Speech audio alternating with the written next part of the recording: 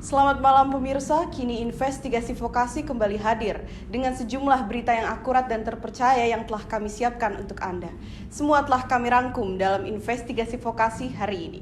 Bersama saya Adinda Nadia, inilah investigasi vokasi selengkapnya. 8 pelaku berhasil diringkus polisi dalam kasus pengeroyokan debt collector di Rawabuntu, Tanggerang Selatan pada hari Rabu 5 April 2023. Polda Metro Jaya dan Polres Tangerang Selatan meringkus 6 pelaku penghasutan dan pengeroyokan terhadap debt collector yang merampas mobil di kawasan Tangerang Selatan. Selain 6 orang pelaku pengeroyokan, 2 orang debt collector yang merampas paksa mobil turut diringkus lantaran memukul korban. Aksi pengeroyokan terjadi pada Rabu 5 April 2023 siang hari. Seorang pria yang bekerja sebagai debt collector dikeroyok massa karena diduga menarik paksa mobil di kawasan tersebut.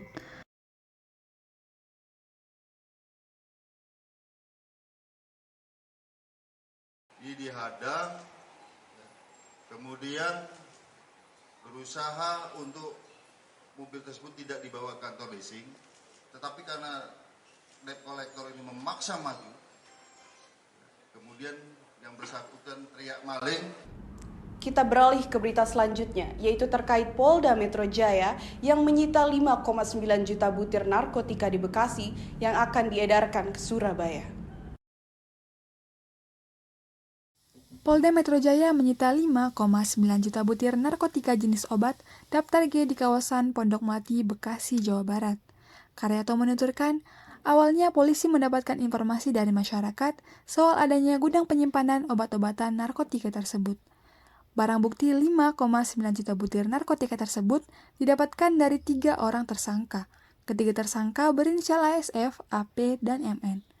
Ketiga tersangka memiliki peran berbeda, SF sebagai penjaga gudang, AP sebagai pembeli, serta MN sebagai pembeli.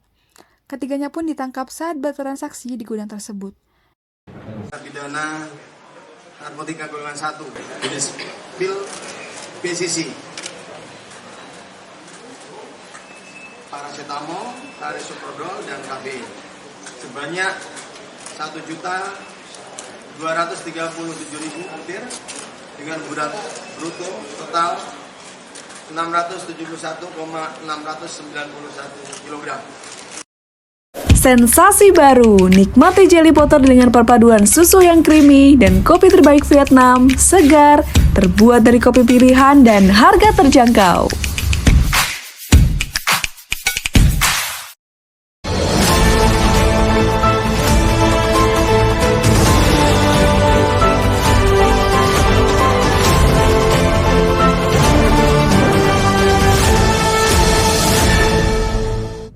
Ragunan selalu menjadi destinasi terfavorit. Menjelang libur lebaran tahun ini juga mengundang antusiasme masyarakat untuk berkunjung ke Ragunan.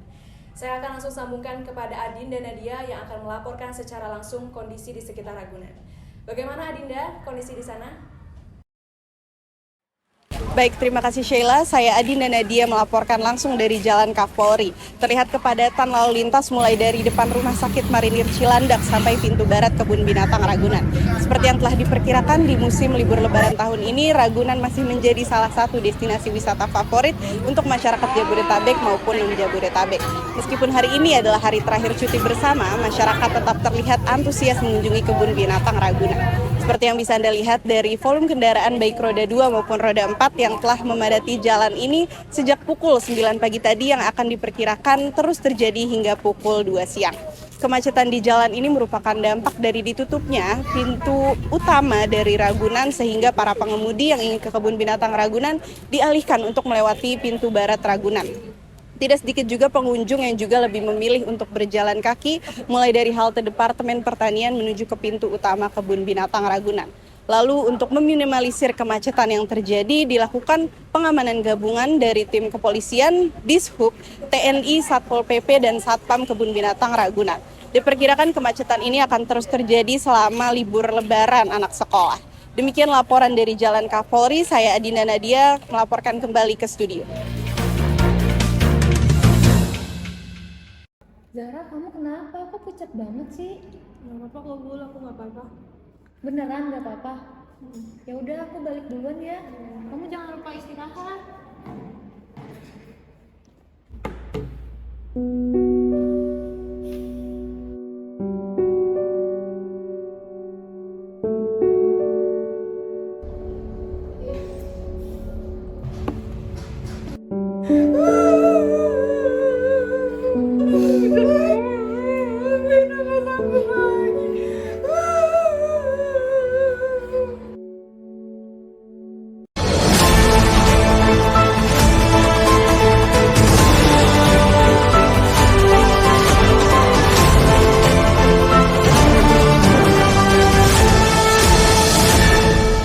Rafael Alun, ayah Mario Dendi, resmi ditahan di Gedung Merah Putih sejak hari Senin 3 April 2023 hingga 20 hari ke depan. Setelah ditetapkan sebagai tersangka sejak Kamis 30 Maret 2023, Rafael Alun ini telah resmi ditahan. Rafael diduga telah menerima gratifikasi selama 12 tahun sejak 2011 hingga 2023. Pada acara konversi pers yang diadakan di KPK kemarin, KPK memperlihatkan 68 tas mewah, 1 buah ikat pinggang, 29 perhiasan, sebuah sepeda, jam tangan, hingga uang dalam pecahan berbagai mata uang asing yang telah resmi disita saat penggeledahan rumah Rafael di kawasan Simpruk, Jakarta Selatan. KPK memperlihatkan gepokan uang senilai 32,2 miliar dalam pecahan dolar Amerika Serikat, dolar Singapura, dan euro. Pihak KPK akan mengenakan pasal tindak pidana pencucian uang kepada Rafael setelah menjeratnya dengan pasal gratifikasi. Berselang 1 hari, Mario Dendi, sang anak dari Rafael Alun, menghadiri sidang dakwaan kasus penganiayaan David Ozora yang dilaksanakan pada Selasa pagi 4 April 2023 di Pengadilan Negeri Jakarta Selatan. Hakim memeriksa 15 saksi termasuk Mario Dendi dan Shane Lucas, sahabat Mario Dendi yang ikut dalam aksi penganiayaan David Ozora. Kuasa hukum Shane Lucas, Happy Sihombing, mengatakan bahwa dalam sidang Shane yang berlangsung selama kurang lebih 2 jam tersebut, Shane sempat menangis saat ditanya hakim terkait alasannya tidak menghentikan Mario Dendi saat melakukan penganiayaan. Shane mengaku berada dalam ketakutan dan merasa diancam oleh Mario Dendi. Shane juga mengaku bahwa dirinya sangat menyesal atas tindakannya tersebut dan Happy menekankan bahwa Shane adalah saksi dalam kejadian tersebut, bukan sebagai tersangka.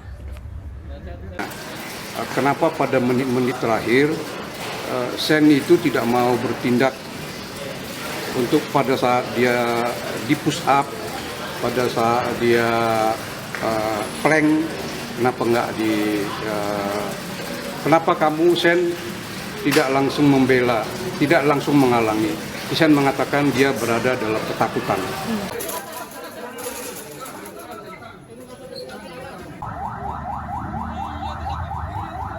Kita beralih ke berita selanjutnya, yaitu tentang berita perkara kecelakaan lalu lintas yang terjadi di Pasar Minggu, Jakarta Selatan.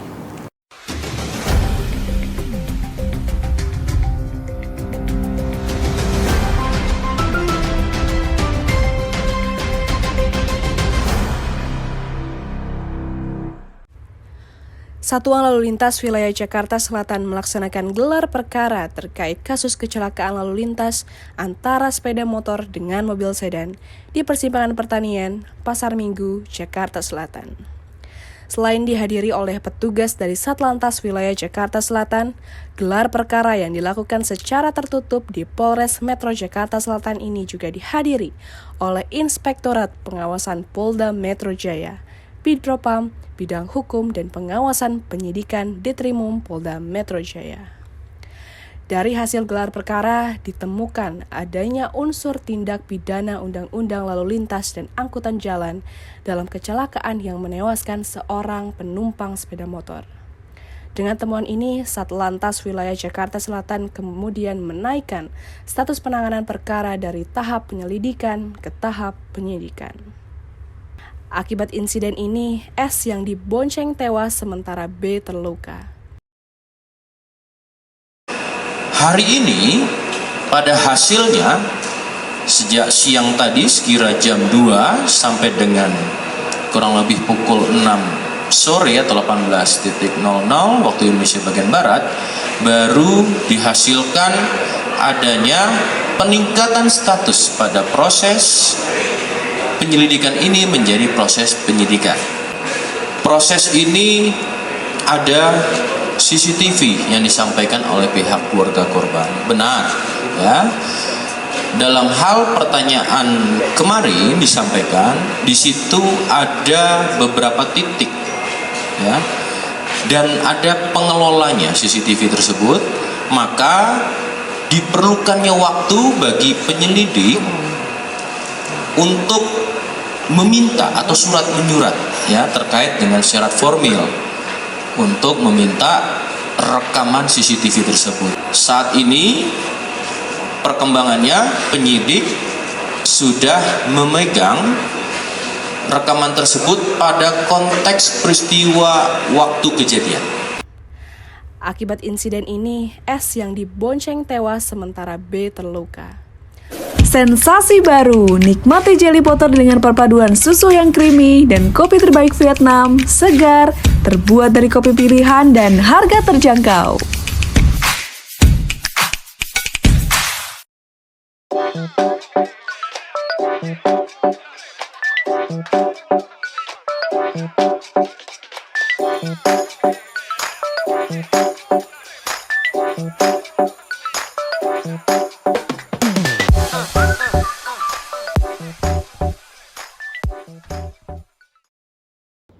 Hai, selamat pagi Sobat Fox semua. Kembali lagi bersama aku, Azhara Alivia Rindra di Vokasi Vocation.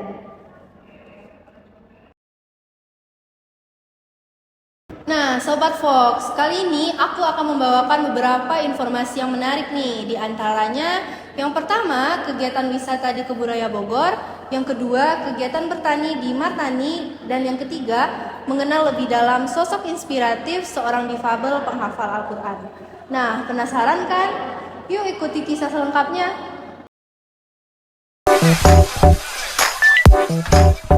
Halo Sobat Fox, jadi hari ini aku lagi ada di Kebun Raya Bogor nih. Kira-kira aku mau kemana dan ngapain aja ya?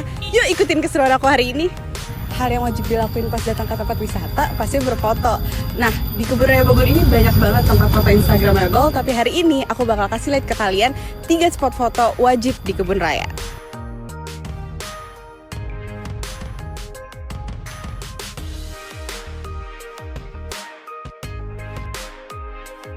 Nah, Sobat Fox, yang pertama itu ada di Jalan Astrid.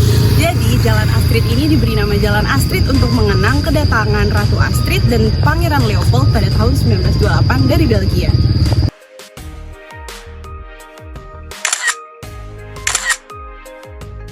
Kalau kalian mau ke Jalan Astrid, kalian bisa masuk lewat pintu masuk yang ada di seberang Lipo Kebun Raya. Pas kalian masuk, kalian bakal langsung nemuin Jalan Astrid. Di bagian tengah jalan ini ditanam bunga Canna Indica L, atau bunga tasbih yang berwarna merah, kuning, dan berbatang hitam yang melambangkan bendera kerajaan Belgia.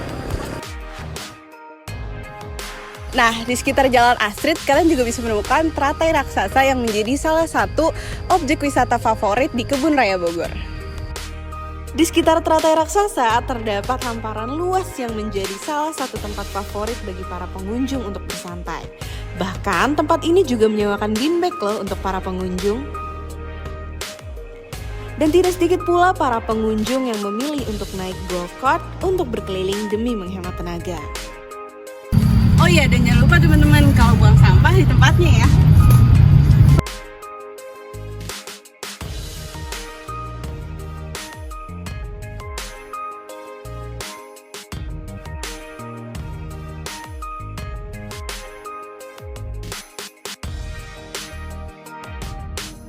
Nah, Sobat Fox, yang kedua itu ada Danau Gunting. Jadi Danau Gunting ini merupakan danau kecil yang ada di Kebun Raya Bogor yang merupakan area ekosistem untuk tanaman air serta berbagai jenis populasi ikan. Jika kalian ingin ke Danau Gunting, kalian bisa masuk lewat pintu yang ada di seberang Surya Kencana ya. Di Danau Gunting ini, kalian juga akan disuguhi pemandangan yang eksotis, di mana di tepian danau yang berdekatan dengan Kompleks Istana Bogor, banyak ditumbuhi tanaman teratai yang bunganya menambah keindahan alam di sekitarnya. Nah, Sobat Fox, tau gak sih kenapa danau ini disebut Danau Gunting? Karena danau ini kalau dilihat dari atas itu seperti gunting dengan pulau kecil di tengahnya.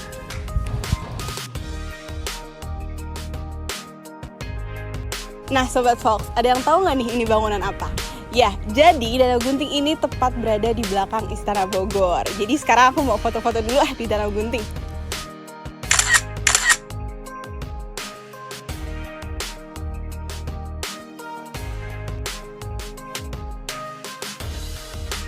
Nah, Sobat Fox, yang ketiga itu ada Taman Meksiko. Jadi, Taman Meksiko ini merupakan salah satu taman yang ada di Kebun Raya Bogor yang memiliki nuansa Meksiko. Jadi, taman ini banyak banget memiliki tanaman-tanaman yang biasa tumbuh di daerah panas. Nah, kalau kalian udah ke Danau Gunting, kalian deket nih ke Taman Meksiko. Kalian tinggal turun, lalu belok kanan. Setelah Taman Pandan, kalian akan langsung nemuin Taman Meksiko. Taman Meksiko merupakan taman koleksi tanaman kaktus yang terdapat di Kebun Raya Bogor. Taman ini berisikan kumpulan spesies tumbuhan iklim kering yang jumlahnya lebih dari 100 spesies loh, seperti agave, yucca, kaktus, dan tumbuhan sukulen lain. Di mana sebagian besar koleksi taman ini didatangkan dari Amerika Tengah dan Amerika Selatan loh. Namanya juga model gurun yang gersang dan panas ya, jadi sepanjang mata memandang hanya terlihat kaktus yang terampar indah. Tapi justru ini yang membuat Taman Meksiko unik dan menjadikannya spot foto yang sangat instagramable. Kalau kalian bingung, kan katanya kaktus tumbuh di daerah panas, kok bisa tumbuh ya di daerah Bogor yang katanya bercurah hujan tinggi? Jadi, Kebun Raya Bogor ini telah ditata sedemikian rupa menyerupai habitat asalnya. Nah, jadi itu dia Sobat Fox, 3 rekomendasi spot foto yang ada di Kebun Raya Bogor. Menarik-menarik banget kan? Jadi tunggu apa lagi? Yuk ke Kebun Raya Bogor!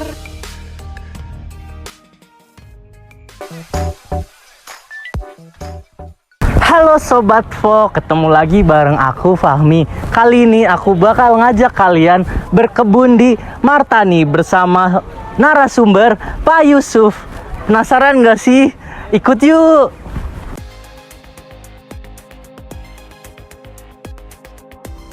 Nah Sobat Fox, ini dia kebun Martani. Seru nggak nih? Jadi nggak sabar deh.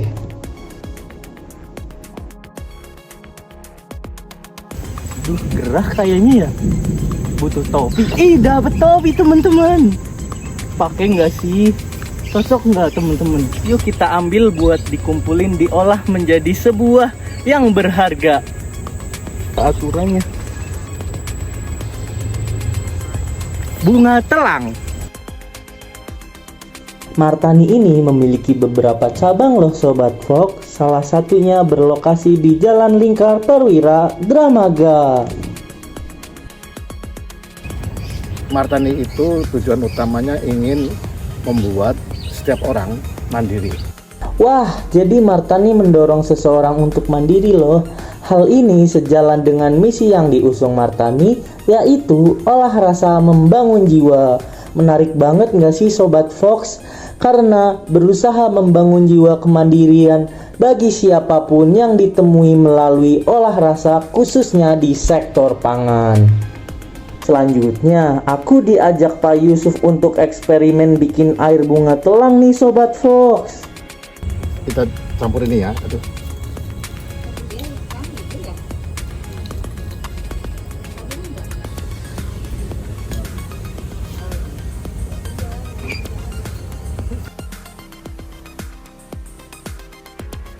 Jadi ungu teman-teman, berubah warna loh. Nah, coba kamu rasa. Nih beda nih, di sini biru, di sini ungu. Cobain ya.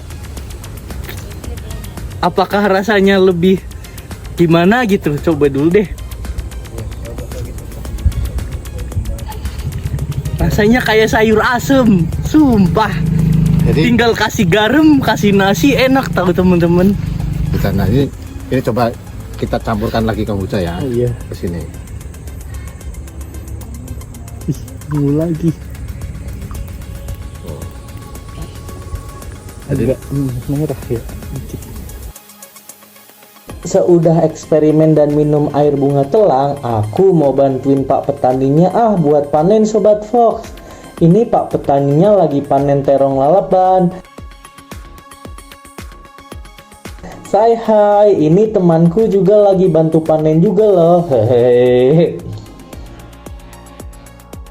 Kebunnya luas banget loh Sobat Fox. Di sini terdapat berbagai jenis sayur. Nih contohnya ada terong, timun, bunga telang, dan masih banyak yang lainnya loh Sobat Fox.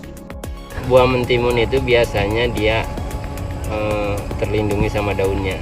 Jadi cara untuk memanen timun itu biasanya di daunnya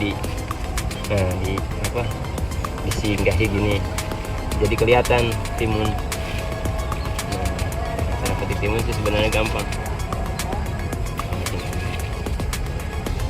Nah, ini timun yang banyak disukai di pasar atau di warung-warung sayur. Yang tidak pakai pestisida, jadi dipetik langsung dimakan di pohon itu aman. Di sore hari biasanya para petani membersihkan sayuran yang sudah tua loh Sobat Fox. Ini dia hasil panen hari ini. Ada sayur sosin, timun, kangkung, terong lalaban, dan bayam. Duh, seger-seger banget gak sih? Setiap sayur yang habis dipanen pastinya akan dicuci dulu biar bersih Sobat Fox. Biasanya di sini sayur dijual per ikat dan harganya murah banget loh Sobat Fox. Seharian di kebun Martani seru banget deh, jadi betah lama-lama. Seger juga ngeliat sayur-sayur yang baru dipanen, ya nggak sih Sobat Fox? Oh iya Sobat Fox, aku mau ingetin nih, kalian jangan lupa tetap konsumsi sayur mayur ya, biar sehat. Ih, nggak kerasa udah sore aja. Aku mau pulang dulu takut dicari mama. Dadah Sobat Fox. Di lingkungan yang padat penduduk ini, kita akan menemukan sosok yang sangat menginspirasi. Beliau adalah seorang hafiz Quran. Sosok yang sangat menginspirasi ini bernama Putra. Walaupun memiliki keterbatasan fisik, tidak menjadikan hambatan bagi Putra untuk terus menghafal Al-Quran. Assalamualaikum warahmatullahi wabarakatuh. Nama saya Putra. Umur saya hampir 26 tahun. Saya anak kedua dari 2 bersaudara. Alasan Putra menjadi seorang penghafal Al-Quran? Oh, alasan saya simpel sih, pengen membawa orang tua saya ke surga. Yang lain sih tidak ada sih sebetulnya. Cuman mungkin kalau dibilang hidayah, mungkin iya hidayah. Ya, seperti itu. Sungguh niat Putra dalam menghafal Al-Quran ini sangatlah mulia. Hal ini tentu membuat hati siapapun terenyuh saat melihat dan mendengar keadaan yang Putra alami, tidak membuat semangatnya pudar. Baliknya menghafalkan Al-Quran itu memang gimana ya, si Putra itu memang tadinya kan kita ngaji, kita antar. Karena kita kondisinya ibu naik turun nggak kuat, akhirnya kita manggil. Senang aja dah punya anak yang menghafalkan Al-Quran. Saya bilang ya insya Allah sih mudah-mudahan selanjutnya kita bisa melanjutin hafal. Menjadi seorang hafiz Quran, Putra tentunya mendapatkan apresiasi dari lingkungan sekitar. Tentunya, keluarga menjadi yang paling utama dalam mendukung Putra dalam menghafal Al-Quran. Ibu Putra juga sangat mensupport penuh seluruh kegiatan yang Putra lakukan. Dia berharap apa yang dicita-citakan Putra bisa tercapai dan Putra diberikan kesehatan selalu. Di usia Putra yang sudah bisa dibilang dewasa ini, ia semakin ingin menjadi seseorang yang bisa lebih baik lagi ke depannya. Ia tidak menjadikan keadaan sebagai suatu alasan untuk menyerah. Ia tidak pernah malu ataupun minder dengan keadaannya saat ini. Bahkan, dengan keadaan yang seperti inilah yang membuat Putra semakin semangat dalam mengejar impiannya menjadi seorang hafiz Quran yang hafal 30 juz. Hamil 8 bulan, lahir 2 kilo, sampai sekarang badannya tambah. Kalau ini malah bukannya. Inna anzalnahu fi lailatul qadar. Wa ma adraka ma lailatul qadar. Lailatul qadari khairum min alfi syahr. Tanajalul malaikatu waruhu fiha min ismi rabbih min kulli amr. Salamun hiya hatta matla'il fajr. Sadaqallahul azim. Masya Allah, lantunan ayat yang Putra bacakan sangat membuat hati bergetar ketika mendengarnya. Harapan lain dari Ibu Putra adalah semoga ia bisa menuntun keluarganya untuk bisa lebih baik lagi dalam menjalankan kewajiban-kewajiban sebagai seorang umat muslim yang taat beragama. Sungguh, kisah Putra menjadikan pelajaran bagi kita semua untuk jangan menyerah dengan keadaan. Kita harus terus berjuang dalam hidup ini, karena sejatinya hidup adalah perjuangan yang harus kita jalani dengan penuh semangat dan pantang menyerah. Walaupun sesekali ada kerikil-kerikil kecil yang mengganggu jalan kehidupan, semoga itu tidak menjadikan sebuah alasan untuk kita berhenti berjuang dalam hidup ini. Gunakanlah kerikil-kerikil kecil kehidupan tersebut sebagai alasan untuk terus berjuang dan memperbaiki keadaan yang ada.